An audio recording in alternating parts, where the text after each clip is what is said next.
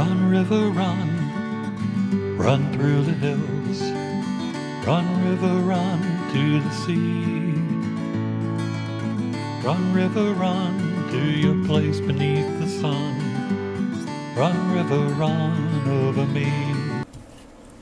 Hi, welcome to Be My Guest. This is Jan Lewis, your host. Today we have Cameron Garriepy. I got it right. Cameron is an author of Sweet Peas. And first of all, are these candy cookies on the top? They are macarons. This is French cookies. Did you choose this cover? Oh, yes. You did. You know, the picture on the back, is that you? Mm-hmm. But it doesn't look any, you look like you could be the daughter in person of this person. You look so young in person. And this one I thought, well, this would be maybe a middle-aged older lady. And it was you. And I thought, oh, maybe she sent her daughter. Well, That's I'm okay. flattered, but thank you. That's okay. Yeah, I didn't know you wore glasses. They're my reading glasses. Reading, writing, and close work. Yeah, I know how that is. I wish I could take them off more often, but I think everybody starts to get cataracts, I think at any age, 30, 40, and then by the time you hit a certain age, they kind of you got to have one out. Yep. So that's what I'm facing. Oh. I'm not afraid of it. It's like a 5-minute procedure, but I'm just looking forward to being able to see a little bit better instead of going like this, but because I'm an avid reader. When did you start writing Sweet Peas? Well, these things come in waves. Yeah. The first chapters were drafted probably back in 2013, 2013. We're talking 4 years ago. Yeah. Yeah. Did you go to school for literature? Did you go to college? I didn't. I actually majored in music. That's good. I didn't officially minor, but I took a lot of creative writing classes in college. I focused on screen and playwriting while I was there because there were amazing professors to take advantage of, and so I did a lot of theater and some screenwriting, some other creative writing, and got my music degree. Now, where'd you go? Middlebury College. Vermont. Yes. I know when I was in high school, that's one of the ones I wanted to consider. But because I didn't have, I think, quite a high enough SAT, I had in math. I could have gotten in on the other. Kicker.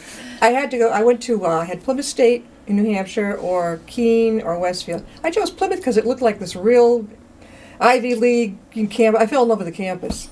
It happens. It does. And Middlebury is gorgeous. I think my parents and I loved that campus. It's so beautiful. God. But I think they were, back then, they were maybe more strict than they are now. If you're just like a point below what you needed in math or whatever, I'm like, oh, well, I really wanted it. Now, tell us briefly, without giving away the whole story, tell people what it's about. So it is, it's the story of Kate Pease. She is a pastry chef in the town of Thornton. It's where she grew up. She's a hometown sweetheart. She always knew this was what she wanted to do. She's wanted to bake for a living since she knew what making a living was. Yeah. And she went to culinary school in Vermont. It's where she met her best friend, who is the heroine of the first book. Yeah. She spent some time in cities. She's been to Boston. She's been to New York. She's worked in some prestigious kitchens. She interned in Paris, and then she came home and she started her own place. And when this story picks up, Kate is about to expand. Mm-hmm. She's got a property. She's got her eye on making a second location. She's really career-driven. I would say her career and her friends are the two most important things in her life.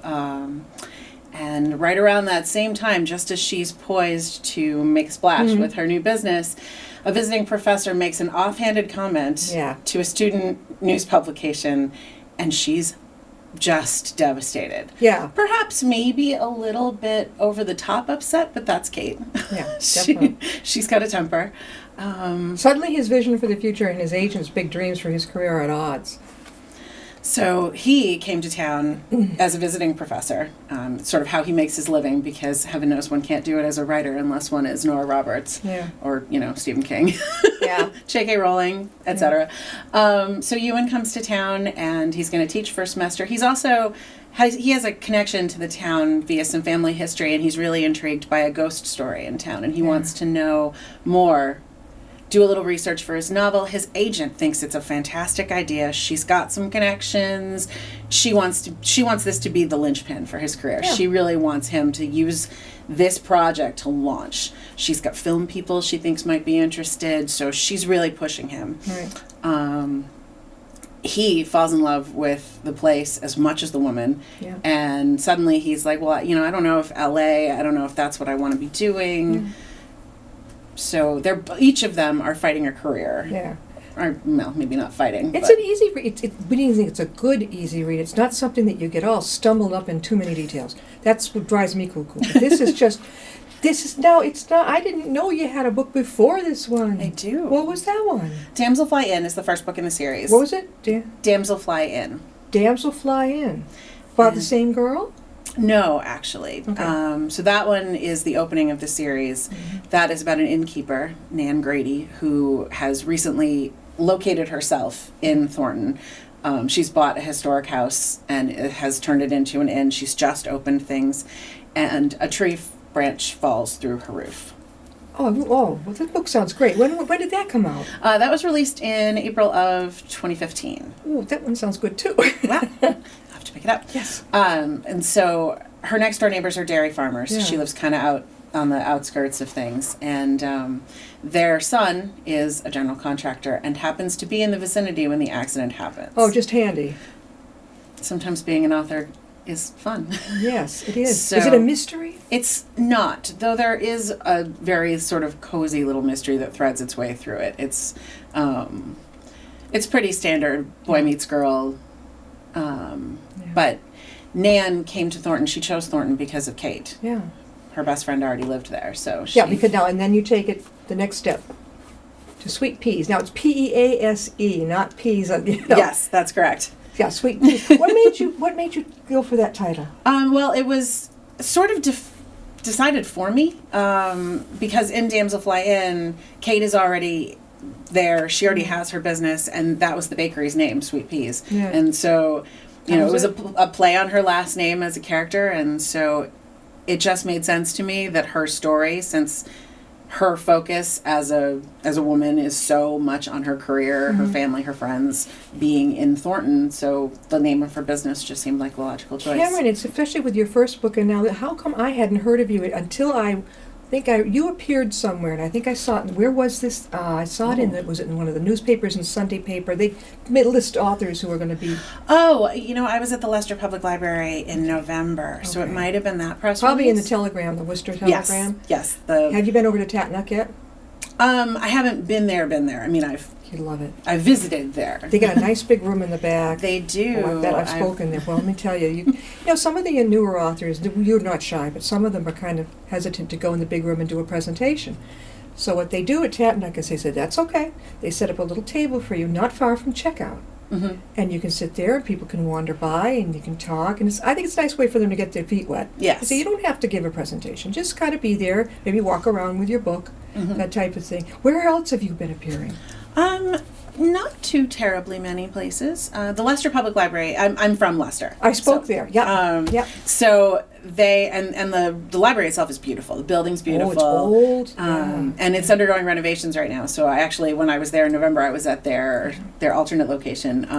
My mom is the Friends of the Public Library president for life, more or less. So she's an avid reader, probably. She is. So you grew up with I books? grew up in that library. Yeah. The librarians were, no different to me than my favorite teachers. They're They were family to you. They were, and a lot of them are still around. So Yeah. it's old home week when I'm at the library. I love it. So that's been where I've sort of launched my books. Is I go back home, which is sort of thematic, I think. To Do you have another one my in the stories, works? I do. I had a feel. When I ask an author that, I always feel there's something lurking in the background. Yes, the third book in the series is actually almost drafted. I'm hoping to close the publication window Yeah. on this one. It is, since you've read it, it picks up the story of Annalise Thompson. Yeah. And she gets her happy ending. So this third will be the story. last one of the series? The last novel for now. I never like to close a door permanently. Right. I have I don't know if you're familiar with the Outlander series. Yes. So she is terribly prolific, and she writes what she calls bulges. Yeah. So her Lord John series that kind of pops out from the main narrative and tells a small pocket story.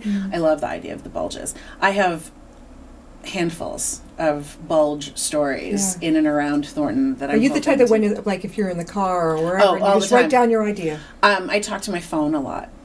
That's a good idea. I hadn't thought about that. Siri takes notes for me. Cameron, before we forget, how can people reach you and get your book?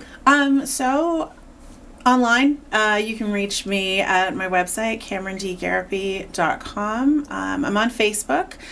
The slug there is also Cameron D. Garriepy. Twitter, Cameron Garriepy. Instagram is Cameron Garriepy as well. Can you spell Garriepy for Oh, us? sure. It's a mouthful. Garriep, as in Peter, Y. Yeah.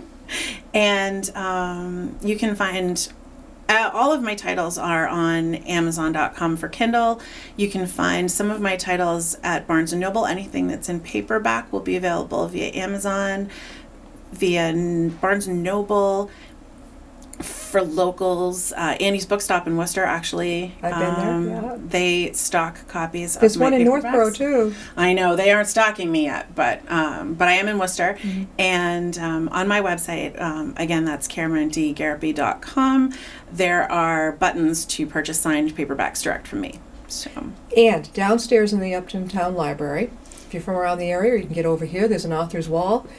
And you'll find, even lined up just below it, authors that have been on Be My Guest. You said you've seen this Sweet Peas today. Come on down, ask Matt where you might find it in there if you don't see it. And people can even, another great way to get the word out. Do you work other than writing, which is a huge thing in and of itself? I do. I have a 10-year-old son, and in addition to mothering and writing, I also I have a day job, just an office kind of job, pays the bills. Do you write at night more often?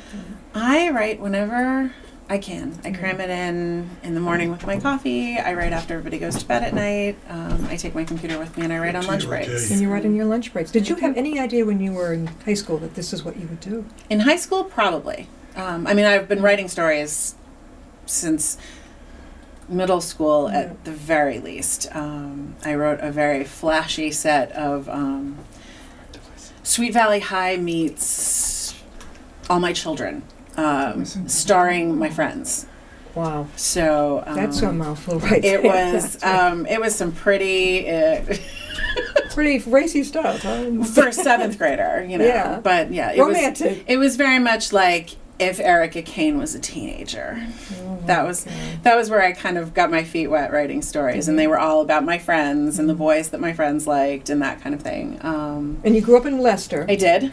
Have you been over to the big Worcester Library? I have. When I was younger, it wasn't as nice an area. Now, boy, they really picked it up. So yeah, I went there for research in high school sometimes when I wasn't able to find what I needed in my high school's library. But yeah, I one thing about over there that I don't like this machine gizmo to park. I didn't mind the meter. Okay, fine. Here's the change. But now they got this gizmos where you.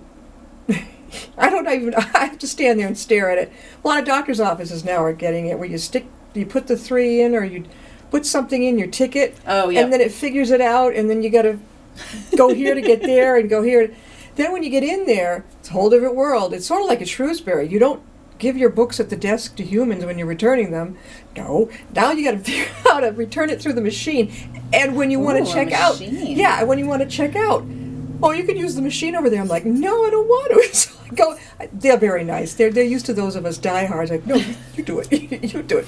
I don't know. Maybe I'll learn it eventually. But to me, it's like kind of takes the fun out of it. I like to talk with the people at the desk. I like to chat with the librarian too, but I will say that I do like being able to use my phone to scan my books out of the library. Really? I'm busy. I run around a lot, so I love to do a hold. I use the app to get the book sent, and then I just run in, scan them out, and go. Now, where would that people find this? You mentioned Barnes and Noble. Mm-hmm. Amazon, Barnes and Noble, for paperbacks. Yeah. Again, they're at Annie's, and I love Annie's, so go buy them at Annie's. They're fantastic. Now you're in Leicester, right? I'm actually in Framingham now. Okay. So Leicester's a bit of a hike for you now. It is. It's And not it too is, bad. definitely is for me. Oh my gosh, I remember going up there with some friends, and then I spoke at your West Leicester Library, and it seemed to go on forever from Park Avenue, Worcester, all the way. If you go that way, yeah, it can be pretty long. That's the only way I knew how to do it. That's the only way. So, would you from this besides Leicester? Did you go anywhere else? So college. The college, yeah, in Vermont. In Vermont, and then I lived just outside of Boston for a couple of years. I was in Cambridge, Somerville, Medford, Yeah. in the succession of 20s apartments that. What did your one sometimes husband has. and your son think about your writing? Well, all right. So this is actually one of my favorite stories. My son he's a fourth grader now. When he was in first grade, he had a friend over. They'd been outside playing kickball. They lost the ball into the neighbor's yard, and we have fences all around because I live on a busy street. And so he comes thundering inside. Mama, we need you to go get the ball. Yeah. I said, you know what? Come in and have a snack. I'll go get the ball, and then I'll come back, and then you guys can go back outside because I'm working. And his Sure. little friend says, "Oh, what are you doing?" And before I have a chance to say, writing or emailing or whatever it was that I was doing, Sure. my first grader turns and looks at his friend and says, "My mom writes inappropriate books." And I was like, whoa, put on the brakes there, buddy. But he was 6, and so he's not allowed to read. That's a big word for a 6-year-old. He's Where a- did he hear this? And we're talkers, so Yeah, words. yeah. But so I have said to him, like he liked to read over my shoulder, and when Yeah. I'm working, there are some scenes. I mean, I wouldn't consider it too racy, but there are scenes in there that your 6-year-old shouldn't read, or maybe you wouldn't want your 6-year-old to read. Yeah. And I would tell him, "No, honey, that's inappropriate. Like Yeah. that's not for you right now. When you're Inappropriate. bigger." And so he latched onto that, and his friend's eyes got all big. Yeah. And I'm like, okay, Yeah. let's backtrack a little, guys. So they're not they're for grown-ups. They're not for first graders. Yeah. My books are for your mom or your dad, or they're not for kids. And my son was having none of my explanations. He's eating, he finished his goldfish crackers and looks Yeah. at his friend and goes, "Inappropriate." And up they ran and out they go. And I was convinced that, within 48 hours I would have a reputation. But Well, the kid's mother might say, Right. "Is there something going on over there?" I lucked out in that we're all friends, and they already knew. But it was just a fantastic example. Did he say that to his teacher by any chance? No. Usually he just tells his teachers that I write books, but it Good. was just that straight up like, "My mom writes inappropriate books," and I was like, "Oh, buddy." He's your only, right? He is my only. Yeah, I got an only. So he's 10 and he's in 3rd grade. Fourth grade. 4th grade. He's early for 4th grade. I think no, wait a minute now. He's No, actually late. a little bit late. Late, He okay. he was born in November, so he's a Okay. holdover. He's actually old for 4th grade Okay, because he's 4th already grade turned I 10. was 9. Yeah, so he's a little bit of 10. Yeah, definitely. Being an only, let me tell you, they're very precocious. That's mine. That's it. He's always been around my husband and I, and The language, I mean, they pick up. He was speaking, I don't think his peers enjoyed it, but he was speaking more like an adult when he was very young. And that kind of unfortunately sets them apart. So it's not easy. Again, now how can people reach you? Reach you if they have a question about your book, if they'd like to schedule you? How do they reach you? well, I can be found at, you can use my name, Cameron Garriepy, at Gmail, or also Cameron at CameronDGarriepy.com works. That's a lot of Camerons, though, so it always feels strange to say. Those are actually the easiest ways The easiest to get a ways. hold of me. Sweet peas, Pease, with a scrumptious. I want to dive in and eat this. That's the point. They were what kind of cookies again? They're called macarons. Macaroons, and they look like they're all frosted with something like this chocolate. It's actually a very light, it's an egg white meringue with cream filling sandwiched between them. Did you take a picture of it and then put it on here? I didn't take that photograph, No. but it's a photograph that was. It makes you want to pick up the book because you start salivating when you see the cover. Will the next cover be as delicious? Probably not. Annalise is not in the food business, so.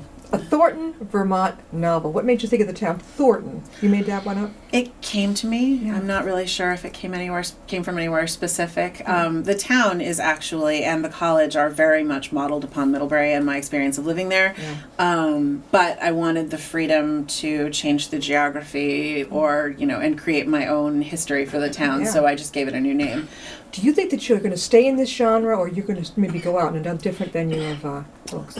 For the most part, I really like writing romance. Yeah. Yeah, it seems to be your thing, definitely. I really enjoy it as a genre, and I think it kind of gets a bad rap sometimes. So I like sticking with it. Hey, if you're good, don't fix it if it ain't broke. Absolutely. I mean, really, I think. And then what's the title now of the new one coming up? It actually hasn't got an official title yet.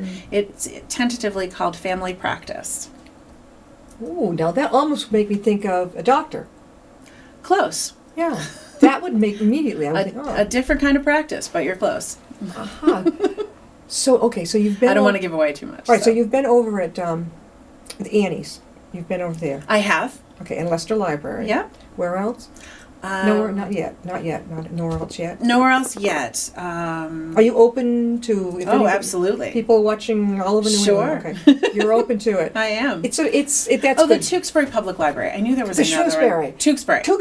Tewksbury. That's a hike, isn't it? It was an opportunity that came out of the blue, and I took it? enjoyed it. It was an indie author day in October of 2016, I think. How about Framingham? They should grab you. You live there. They haven't yet, but maybe they will. Have you heard of the every single July up in Danversport is the Yes. That is an amazing I thing. haven't been yet. It's a huge ballroom.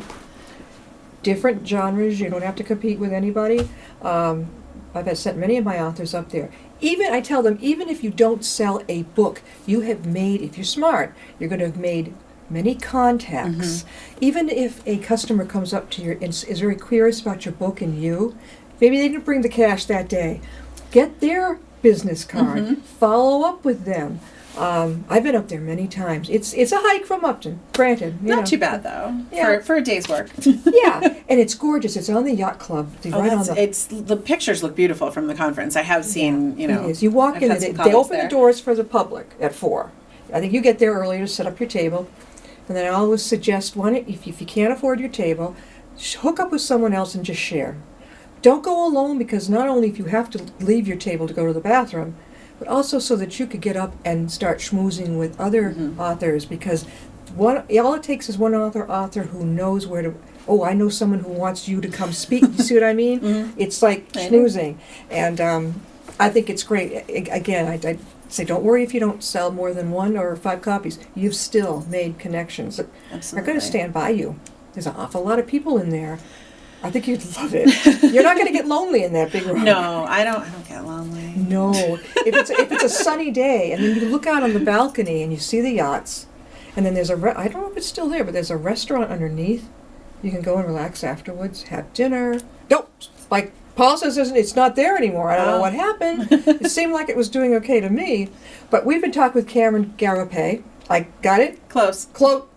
Garriepy. Garriepy. I love it. I'm telling you, you're brave to even try it. Well, hey. And she is the author of Sweet Peas at Pease. And the cover alone is going to make you salivate. You're going, oh my God, that looks so good. And it's a Thornton, Vermont novel. And you excel at this romantic type of, it's a bit of a mystery too. It's, yeah. A little bit. A little bit I mean, of that. I would never classify it as mystery. No. I like to throw in a little Tantalizing a little. A little conflict. Yeah. A little something. Yeah, definitely. Now, the one before it, I want to read that. What was the name of that again? Damsel Fly In. Damsel Fly In. Now, if I go online, I'll find that, right? You will find it. Damsel Fly In. All right. That sounds really good. Now, when did that come out? That came out in April of 2015. That's not that long ago. You've been a busy girl. It feels like it. And the new one will be out. When do you think? I would like to have the new one out by the end of this year. That's not bad. Sometimes authors, it'll happen a lot quicker. Sometimes especially amongst indie authors right now, there's a lot of push to be constantly releasing product, and that's challenging when I'm working. Frankly, I could write or spend time with my son, and he's 10, and so I'm going to hang with him. Do you belong to any writers groups locally? Not formally. Actually, almost my entire writing group career, if you will, has been conducted online. Do you like that online? I do. I like it a lot, actually. So Bannerwing Books, the imprint under which I publish, is actually a co-op of 3 authors. The three of us met in an online writing group 7 years ago now. Cool, yeah. And we've stayed friends and colleagues. We are each other's first readers. We, We're editing for each other. we do. I mean, I hire a professional editor, Sure. but, Yeah. they read everything I write first. They're the ones That's who a good feeling, give me yeah. feedback and tell me what frankly isn't working. Yeah. And they excel at different parts of that. It's very, so- I like that sense of trust that you have with each other. Oh, yeah. And I'm going to get a good editing on this, for sure. Now, you went from Leicester to Framingham. You're in Framingham now. One more time, how can people get your book, Sweet Peas, before we close? Well, the easiest way to find it is on Amazon. You can search Cameron Garriepy, or you can search Sweet Peas, as Jan has said, Pease. Yeah. The Thornton, Vermont series is also easy to search on Amazon. If you're not an Amazon shopper, paperbacks can be found on Barnes & Noble. And on my website, CameronDGarriepy.com, you can find other clickable buy links for all of my titles. She's on the go here. I think you're gonna move. You are. You've got a really great talent going here. But that picture does not do you justice. My gosh, the picture on the back. If you pick up the book, this does not look like Cameron. So much different. So much. Oh, you're an Aries. I am. A fire sign. April. April what? April 13th. My best friend was April 8th when I was growing up. And I'm a Leo, August 16th. I'm in a fire sign, too. Ooh, watch us roar, right? Thanks so much for being with us. Thank you for Cameron. having me, Jan. It was a pleasure. We'll have you back again because you've got another book coming up. Anytime. You got to let me know. I will. All right. We'll see you next time. I'll be my guest. Bye-bye.